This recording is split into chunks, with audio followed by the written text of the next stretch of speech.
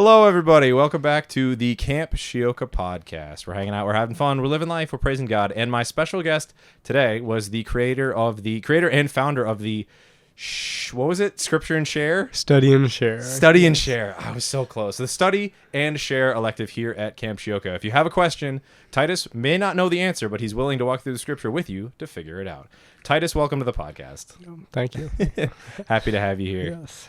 So I know you have a bit of a, like I've said in the past to other guests, like, this is more for me. Well, it's for the listeners and for me, but we don't get to talk very often if it's not about camp. And so you had mentioned that you have, at least off cam, you've mentioned like you've moved around a lot. What is that like? And like, where have you been moving around a lot?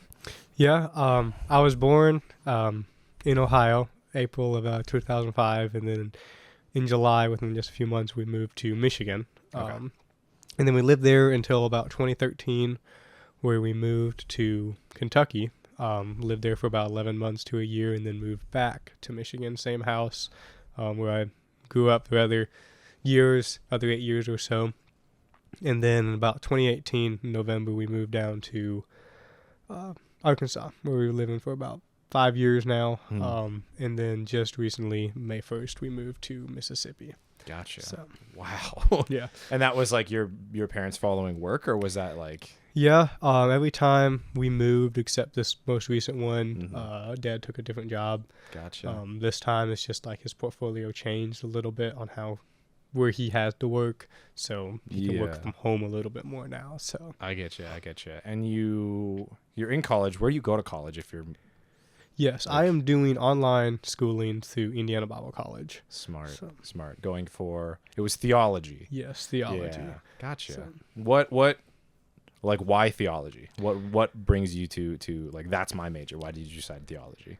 Theology is a topic that I've always been interested in. Okay. It's just really, really cool to me to see that the different aspects of not only the Bible, but also our different beliefs that everybody has. And so like, I enjoy like studying the Bible a lot, and also like seeing how studying it I can share it with other people. So yeah, absolutely. So you're here at camp, you've been on day camp, you're a counselor, you did the elective. How did the elective go, by the way? I know I filmed it like once, but like, that was a good... Yeah, it was good. We did it both high school weeks, and the first week we kind of bounced around some. We were in Nehemiah a little bit, we were in Mark a little bit. We kind of bounced around a little bit, but the second week we went through 1st and 2nd Peter. We were a little bit more structured about how we were doing it, and it really was really good.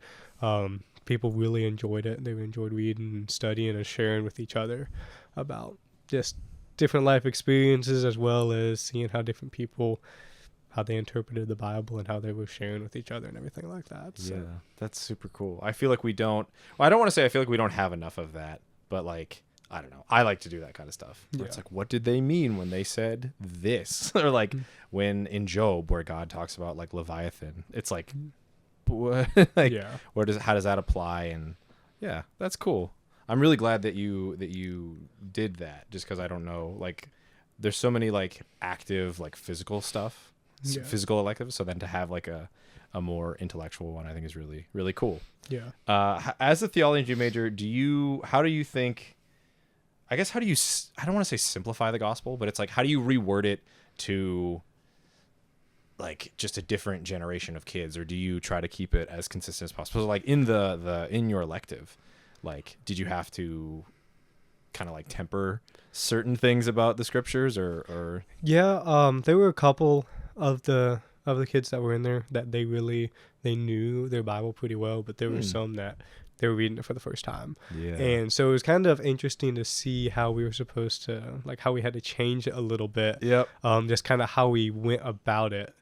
And kind of on the question about like, how would I like simplify the gospel or explain it? Yeah.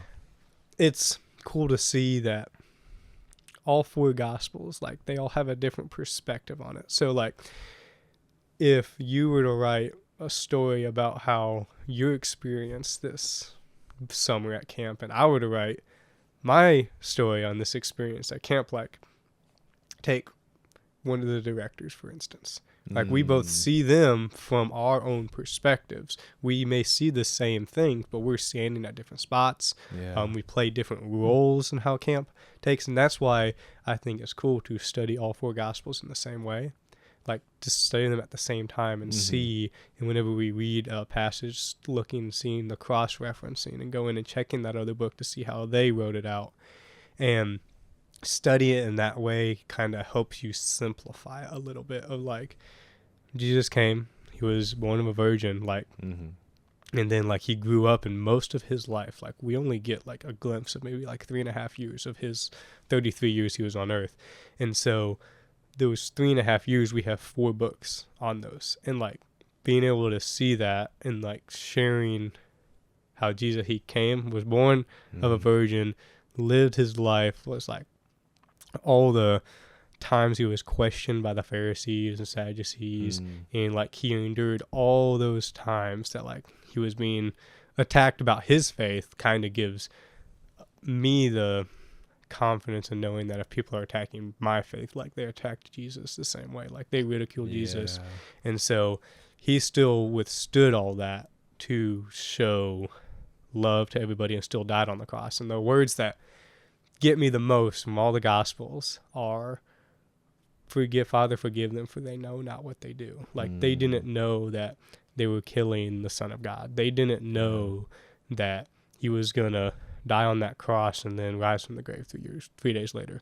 And so it's really cool to see that even though we may not see the big picture, there's a bigger picture that's going on around us. And there's a grander narrative. Yeah. Well, that's not, because there are multiple times. Wasn't it Stephen who also said that when he was getting stoned? He's like, Father, forgive them. Yeah. Just because, Interesting. Okay. So then have you ever done the, like, out of context Bible verse? Have you ever done that activity? Yes. Or, like, have a fun, like... Listen, I was asked 2 weeks ago by one of the campers in my cabin, and they were just like, what do you think, Titus, is the most out of context scripture in the Bible? And I'm just like, I think it's in Romans, where for some reason I'm drawing a blank on what the actual verse is about, like, all things work together for good to those that love God. I believe it's Romans 8:28, and it's like, people take that out of context so much. I've preached a lot of sermons on that verse of when we read this verse, like, it's not saying all good things, it's saying all things work together. And a lot of people see that verse as all good things that happen in our life work together for good to those that glorify God. And I think that everything that happens in our life, like, we all go through storms and trials, and, like, all of that is working to praise and glorify God if we allow him to move in our life. Yeah, so. Absolutely. Would you say that I mean, you're here. Would you say that he moved you to come here and I want to speak into that a little more, because that's, like, one of my favorite things to hear from counselors and activities people, and, whatever job it is, like, what brought you here? So, how I got here is kind of weird a little bit. I hadn't heard of Camp Chioka. I've never been to a camp as a camper before. Okay. Any church camp at all. I've been to camps as counselors the past 2 years. A camp up in Arkansas. I was a counselor 2 years ago for a week, and then last year I led worship for that camp for a week, and then went and visited a couple other times, just a couple other weeks they were doing it. But my mom and dad watch the Duck Dynasty show. They watch a lot of it. I never watched, like, I'll watch an episode with them here and there, but most of the time I'm working or working on school or whatever it might be. And so Mom was just like, hey, Titus, there's this camp in Louisiana that John Luke's a director at, and they, like, take summer interns throughout the summer. And she's like, you should think about applying. And this was last year before we even considered moving. Like, last August, we didn't even have it in our minds that we were going to move. We were happy where we were living. And then, like, things started to fall into place a little bit. There was situations with our neighbors there that kind of had us move. So, like, kind of everything started falling into place. And, like, as I was going through this, I was working as a youth pastor still at this time, at church there in Russellville. And as everything was kind of falling into place, like I kept thinking about the camp and like how much I enjoyed counseling. Mm-hmm. And so I made a decision to apply, and like it was really quick. Like they got back to me, and then we went through the interview process, and they was like, we really like talking with you. We really like looking at your resume and all that. And then I got the email a couple weeks later that they had decided to bring me on this summer. And then it was kind of exciting, but like it kind of the excitement kind of faded because like we were so caught up in trying to pack and get our house sold and buy our new house and move. So like it was kind of a weird aspect leading up to camp. Going through a lot of leaving the job I've been at for 3 years, stepping down as youth pastor, and then like moving to a completely new state again, where I was involved heavily in my church there and had a lot of friends and a lot of community within work, because I was working part-time youth pastor and full-time as a customer service manager at a grocery store there, and still doing schooling as well. So it was a lot going on, and trying to focus all on that and focus on packing up to move kind of took the excitement about coming to camp a little bit away from that because like how busy I was. But then as I started getting closer, especially once like May 1st hit and we moved and like we got kind of situated and I started having to pack for camp, that's when I started getting excited and nervous a little bit too, about coming down here, coming to a new state. I didn't know anybody here before coming down. So, but it's kind of cool to see how everything lined up and God had a purpose in everything on why I'm here. And there was a lot of struggles like through staff training and the drive down here with the kids. This is what I'm supposed to be doing. But like once camp hit, like the talks I've been able to have with campers and to see the difference, like see how God's using me here is really, really awesome to know that he brought me here for a reason. Yeah. So. Praise God. So it sounds like the time in between the interview and coming to camp, you were understandably distracted, but like you were just focused on other things, and so made it a little more difficult. Yeah. But then, like you said, packing for camp, you're like, I'm going. Yeah. That's so cool. So was it just John Luke, or who did you interview with? When I interviewed, it was John Luke, Miss Carrie, and Two Mama. Okay. It was like a conference call with all of them. Yeah, that seems to be the standard. Yeah. I think there's one other counselor that I've had on here that was like, it was just John Luke. I'm like, that's interesting. Like, yeah, okay. So then what would you say, in your experience, what advice would you give to like future aspiring staff or counselors? Like they listen to this and they're like, oh, I want to come to Camp Shioka. Like, what would you tell them? I would say don't come in with any expectations. Okay. Because I came in with like so many different expectations of what camp was going to be like because of the camps I've been at previously. And so I think it would be different for somebody who had come here as a camper compared to somebody like me who's never been here, doesn't know anybody here.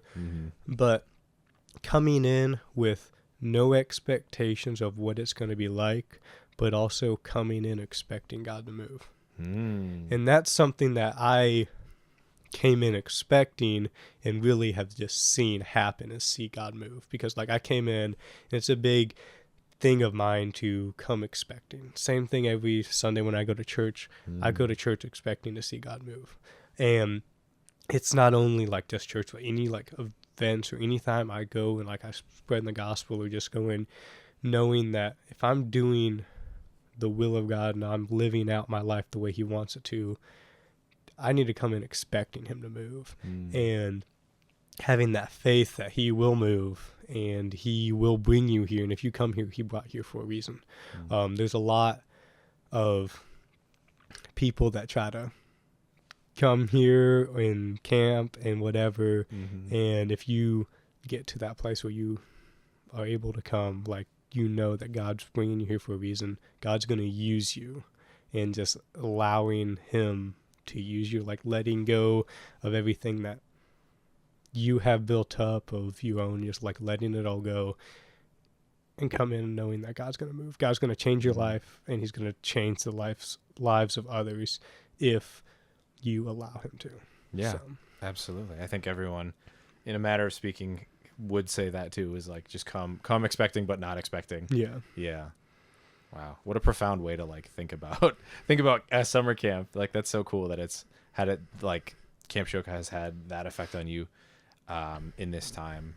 Speaking of which, how have you seen yourself grow or change and mature like in your time at camp? Have you seen any subtle differences, or you're like steadfastly, I'm just Titus? Like I've seen a little more changes. Like I'm a very shy person.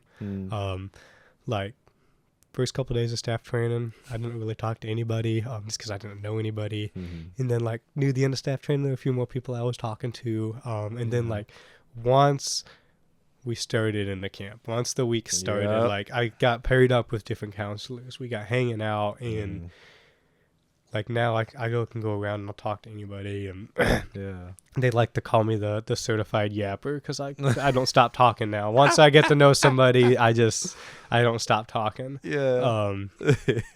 But it's something that like I've always struggled with a lot of, being very shy and not open, and with preaching as much as I have in the last 3 years, as well as working in customer service for the past 3 years, like I've really kind of gotten more comfortable with talking. Like it's still nerve-wracking every time I get up and I speak and talk to somebody new, but like knowing that, kind of going back to what I said earlier, knowing that God brought me here for a reason, knowing that this conversation could change somebody's eternity, like it has that weighing effect that if I make the effort to go talk to somebody and change their perspective on the Bible, of whatever it may be, of if they believe something that isn't true or need help knowing or seeing that they need Jesus or need Jesus in a new way, like seeing that is really incredible to see. Like I've seen in the past few weeks being in the cabins with the high schoolers, like having these conversations with these guys. Like these guys, sometimes they don't have anybody at home that they can talk to, and being able to be here with them, like it's really awesome to just sit back and see that like God allowed me to come here, and like of so many other people that could have come, like he's chose me. Like it wasn't just the directors picking my resume out of the stack, but like God was the one who like he guided their hands in picking me. So that's definitely. Do you ever see that movie Everything Everywhere All at Once? I have not. You have not? No. Okay. But one of the, just a super quick flyover, but the movie debates like nihilism versus whatever the opposite of nihilism is, and I don't remember what it is, but you know that term of like everything is nothing is worth doing, like it's all a waste of time. But that movie and like something that you had described reminded me of like when I worked freelance for a little bit, I would video he's like a what's the word? He's like he would speak and people would like I can't think of the word. It's killing me. He would like pump people up and like inspirational speaker. Yes. That's what it was. So he was an inspirational speaker, and he would always say like in meetings or whatever, he would always remind everyone like we are making history today. And what he would describe is like there is no other time than in the moment to make a difference, because like there's not going to be another, like we're not going to come to camp next year and have the same group of counselors, the same group of kids, the same group of maybe even directors. Like, so history is being made today. And so anyway, the reason I bring up Everything Everywhere All at Once is there's nihilism, which is nothing matters. But then the opposite of that is if nothing matters, then everything matters. Like every single interaction, and like, that's just really helped me as like a more of a bird's eye view person who's like, oh my gosh, I get so overwhelmed by everything that it's like in this moment. And like what you had talked about, like I'm here for a purpose. God has me here. God has us all here to use us as tools. And so, yeah, it was really encouraging to hear you describe that. And like, especially I just want to affirm in you that like, I remember week 1, like seeing Titus, and like, I think we interacted a few times, and I was like, it's gonna be fun, because I've done this enough times where I'm like, he's gonna flourish, like he's gonna do great. And so it's just been really cool to see you grow into being more sociable and like letting yourself be known by other people, because I struggle with that too. Like I'm always like, or not always, but every so often I'll believe more of the lies of the devil. Like, oh, no one wants to know me. No one really cares. All that useless garbage that really doesn't help anybody. But anyway, I just wanted to affirm, like, it's really cool, especially with that elective, like the study and share. So it's cool to see you grow in that way. How do you think camp has prepared you for the future? Because you had described that you're more social, but like, what do you, when we do eventually leave this place, what do you think you'll be taking with you? I would say I'll take with me an even stronger desire to share the gospel more, just because I've been seeing these kids that they may be in church, but they still need Jesus, and like even some of the tough kids I've had to deal with, they still need to see God's love in everything, and my life being that testimony, because I was telling somebody the other day, I don't remember who it was, that like the biggest way we can share the gospel is living our testimony, because like our testimony could be the strongest way to share the gospel of like, this is where I was, and because of Jesus, this is where I am now. And something I always think about is whenever somebody asks me about my faith, being bold enough to stand up in it. And I get the question of a lot of, why do you believe this? Just because to believe that there was a God who created all this, and that he chose to come and die for us. And I think, and I always ask them the question is, if I live my entire life for this thing, and it turns out that it's not true, then what's it matter? Like, we just go into the ground and we just stay there. Yeah. But if I live my life like this on the altar for him, and the question is what if it isn't true? But I ask them, what if it is? And so that's why we have faith.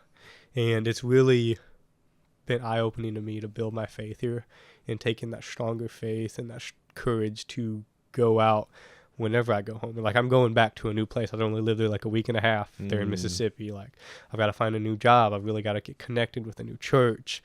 And like, because I've been at camp now, like, it's built my faith to know that I'm here for a reason, and he's going to take me back there for a reason. Like, he's got a plan in all this. It's still hard sometimes to believe in it, but he does have a plan. He's always working, even when I can't see it. Yeah. So blessed are those who believe and do not see. Yeah. Wow. As always, here on the Camp Shoka podcast, it was a fantastic conversation. Thank you for sitting down with me for this time. I know we got to probably get back. We're both pretty busy, but thanks for sitting down with me, Titus. I appreciate it. Thanks for having me. And thank you for joining us here on the Camp Shoka podcast. And hopefully here sometime in the near future, we'll see you out here in the Pines and Oaks. Bye-bye.